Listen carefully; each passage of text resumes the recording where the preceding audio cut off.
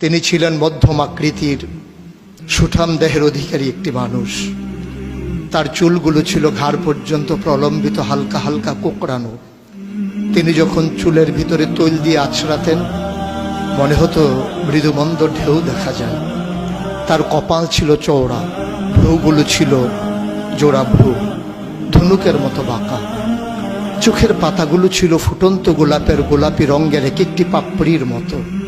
তিনি কখনো বা যখন চোখের পলক ফেলতেন মনে হতো মৃদুমন্দ বাতাসে গোলাপ পাপড়ি যেন দোল খাচ্ছে। তার চোখের সাদা অংশ ছিল রক্তিমাভ সাদা, কালো অংশ ছিল কৃষ্ণ কালো। তার নাকটা ছিল খাড়া, নাকের ছিদ্রগুলো ছিল ছোট ছোট। নাকের নিচে ছিল সরু চিকন গোঁফ, গোঁফের নিচেই সেই গোলাপি রঙের ঠোঁট।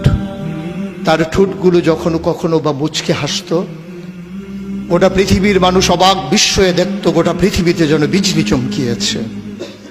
তিনি কখনো বা যখন এই রাস্তা দিয়ে হেঁটে যেতেন, 1 মাস পরেও কখনো যখন সাহাবা হাঁটতেন, তার গায়ের জান্নাতি গন্ধ তারা পেতেন।